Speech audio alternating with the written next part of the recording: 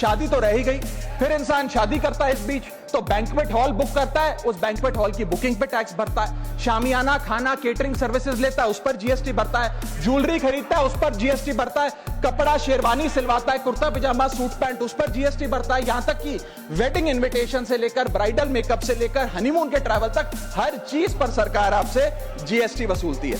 Taxes वास्तव में जरूरी हैं, लेकिन सवाल यह है कि क्या ये टैक्सेस हमारी इकोनॉमी को बढ़ा रहे हैं या हमारी इकोनॉमी को खा रहे हैं? क्या इससे हमारी जिंदगी बेहतर हो रही है या हमारी जिंदगी बदतर हो रही है? इतने टैक्स लगाने की वजह से आज हमारी आमदनी घट रही है, इस वजह से खपत गिर रही है, कंजम्पशन गिर रही है, डिमांड नहीं बढ़ रही और प्रोडक्शन गिर रही है। इस वजह से पूरा इकोनॉमिक साइकिल जो हमारा इकोनॉमी का चक्का है वो धीमा हो गया है। माननीय श्री राघव चड्ढा जी 10 मिनट। शुक्रिया madam. Tax to live, tax to die and tax everything in between. इस जीवन में दो ही चीजें निश्चित हैं। There are only two things that are certain, death यानी कि मृत्यु, और दूसरा है टैक्स। इस जहां से उस जहां तक जहां भी जाओगे, हर मोड़ पर हर जगह मुझे ही पाओगे, यानी कि टैक्स। मैडम, सपना था विश्वगुरु बनने का, बन गए हम टैक्स गुरु।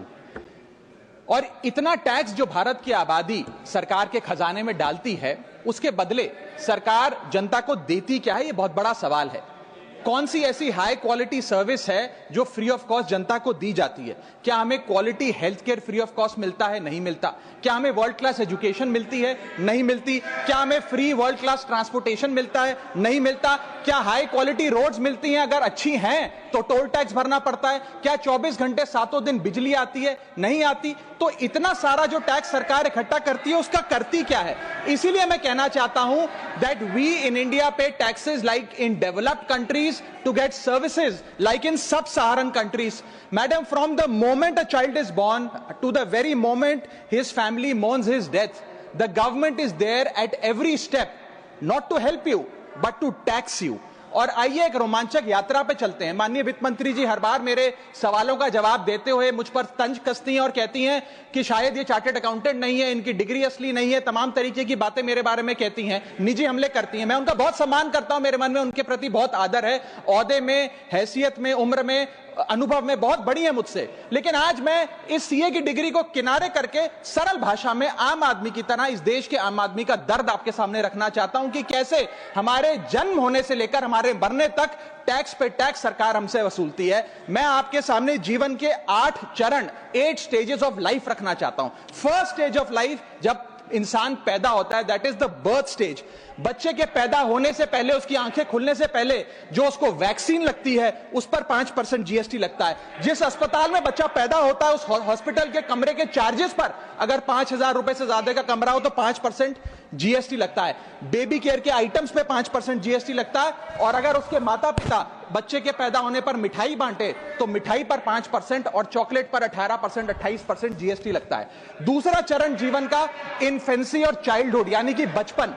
बचपन में बेबी फूड जो खरीदा जाता है उस पर 12 से 18% जीएसटी, डाइपर जो खरीदा जाता है उस पर 12% जीएसटी, बेबी स्ट्रोलर पे 5 से 12% जीएसटी, और जो खिलौने बच्चे को दिए जाते हैं उन खिलौनों पर भी 12% जीएसटी लिया जाता है। जब मुंडन होता है बच्चे का, पहला हेयर कट जिसे कहते हैं, उस हेयर कट की सर्विसेज पर भी 18% जीएसटी, और पहली बर्थडे पार्टी पर जो फोटोग्राफी होती है, फोटो खिंचवाई जाती है, उस फोटोग्राफी सर्विसेज पर भी 18% जीएसटी। यहां तक कि नामकरण की बर्थडे पार्टी जो की जाती है उस पर भी केटरिंग सर्विसेज से लेकर खान पर 18% जीएसटी सरकार वसूलती है। अब बच्चा स्कूल जाना शुरू करता है तो स्कूल जाने पर यूनिफॉर्म से लेकर जूतों, स्कूल बैग, लंच बॉक्स, सब पर जीएसटी लगता है। 12% जीएसटी नोटबुक पर लगता है, 18% जीएसटी स्टेशनरी आइटम पर लगता है। और उसके बाद अगर कोई एक्स्ट्रा करिकुलर एक्टिविटी बच्चे को करनी हो, कोई म्यूजिक क्लास करनी हो या फिर कोई स्पोर्ट्स कोचिंग की क्लास वो ले उस पर भी 18% जीएसटी देना पड़ता है। प्राइवेट ट्यूशन ले तो उस पर भी जीएसटी, और पहली साइकिल जो बच्चा खरीदता है उस पर भी 12% जीएसटी देना पड़ता है। तीसरी अवस्था जीवन की, टीनेज ईयर्स, ये वो काल होता है जो सबसे मस्त मौला टाइम होता है जीवन का, बेहतरीन बेफिक्री का। इसमें बच्चा यंग जवान लड़का लड़की अपना पहला स्मार्टफोन खरीदते हैं, उस स्मार्टफोन पर जीएसटी लगता है, अगर महंगा हो विदेशी हो तो इंपोर्ट ड्यूटी भी लगती है। फिर वो अपना फोन रिचार्ज कराता है, उस पर जीएसटी लगते हैं। ब्रॉडबैंड इंटरनेट का कनेक्शन लेता है, उस पर जीएसटी लगता है। नेटफ्लिक्स, स्पॉटिफाई या वीडियो गेम की सब्सक्रिप्शन लेता है, उस पर भी जीएसटी देना पड़ता है। और अगर अपने दोस्तों के साथ पिक्चर देखने बाहर जाए तो पिक्चर की टिकट पर जीएसटी, एंटरटेनमेंट टैक्स और पॉपकॉर्न पर भी जीएसटी अब लगने लग गया है। तो तमाम तरीके के सॉल्टेड कैरेमल पॉपकॉर्न पर भी सरकार आपसे जीएसटी वसूलती है। इस बीच जब आप 18 साल के होते हैं और पहली बाइक या पहला स्कूटर खरीदते हैं, उस बाइक और स्कूटर पर आपसे जीएसटी लिया जाता है, व्हीकल इंश्योरेंस पर जीएसटी लिया जाता है और उसके बाद रजिस्ट्रेशन टैक्स और रोड टैक्स के नाम पर भी पैसा लिया जाता है। जीवन की चौथी अवस्था, fourth stage of life, higher education की। इस हायर एजुकेशन की अवस्था में आप यदि प्राइवेट कॉलेज में पढ़ रहे हैं तो प्राइवेट कॉलेज की ट्यूशन फी पर जीएसटी लगता है। हॉस्टल में रह रहे हैं या पीजी का रेंट भर रहे हैं तो उस पर जीएसटी लगता है। स्टूडेंट लोन की प्रोसेसिंग फी पर जीएसटी लगता है। किताबों से लेकर लैपटॉप तक जीएसटी लगता है। और अगर माता पिता संपन्न हैं और बच्चे को विदेश भेजते हैं पढ़ने के लिए तो फॉरेन रेमिटेंस पर टैक्स कलेक्टेड एट सोर्स सरकार लागू करती है। अब आते हैं पांचवी अवस्था पे, जब वो अपना करियर शुरू करता है। ये वो एज है जिसे मैं golden age of direct taxes कहूंगा। अब ये डायरेक्ट टैक्स के जंजाल में आदमी फंस जाता है इस उम्र में जब उसकी पहली नौकरी लगती है।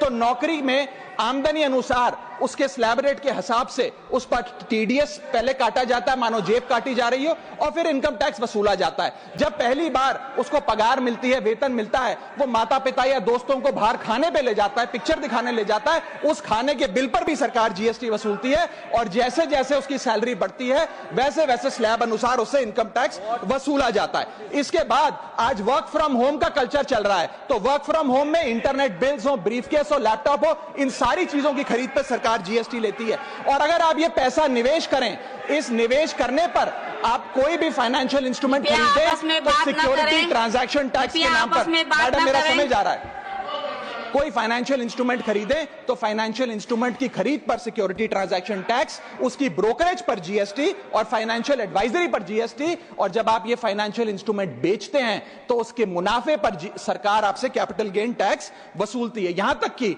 हेल्थ इंश्योरेंस और लाइफ इंश्योरेंस प्रीमियम्स पर भी सरकार आपसे जीएसटी लेती है। इसी सरकार के मंत्री माननीय गडकरी जी भी सरकार से यही गुजारिश कर रहे हैं कि इंश्योरेंस प्रीमियम पे कम से कम जीएसटी हटा दिया जाए।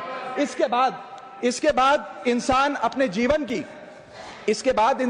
जीवन की छठी अवस्था में आता है, यानी कि मिडिल एज। इसमें उसकी आमदनी भी पीक पर होती है और उसका टैक्सेशन भी पीक पर होता है। अप्रेजल होता है, प्रमोशन होता है, बोनस मिलता है और हाई टैक्स स्लैब के चलते वो अपनी कमाई का एक अधिकांश हिस्सा इनकम टैक्स में सरकार को जमा कराता है। इस दौर में इंसान गाड़ी खरीदता है, घर बनाता है। जब गाड़ी खरीदता है तो जीएसटी देता है, रोड टैक्स भरता है, व्हीकल इंश्योरेंस पर जीएसटी भरता है। और जब गाड़ी लेकर शोरूम से निकलता है तो पेट्रोल डीजल पर वैट, सेस और एक्साइज ड्यूटी के नाम पर पैसा भरता है। जब सड़क पर गाड़ी चलाता है तो टोल टैक्स भरता है। फिर वो अपना घर भी खरीदता है, जमीन खरीदता है। जब जमीन खरीदता है तो स्टैंप ड्यूटी फीस सरकार को देता है। जब कंस्ट्रक्शन मटेरियल खरीदता है घर बनाने के लिए तो कंस्ट्रक्शन मटेरियल पे, चाहे वो सीमेंट हो, मार्बल हो, स्टील हो, उस पर जीएसटी देता है। उसके बाद जब कंस्ट्रक्शन सर्विसेज लेता है किसी बिल्डर से, ठेकेदार से, कॉन्ट्रैक्टर से, तो उस कंस्ट्रक्शन सेवाओं पर भी जीएसटी सरकार आपसे वसूलती है। और जब घर बन जाए तो एनुअल प्रॉपर्टी टैक्स और हाउस टैक्स के नाम पे आपसे पैसा लिया जाता है। और जब आपको पैसे की आवश्यकता पड़े और आप ये घर बेच दें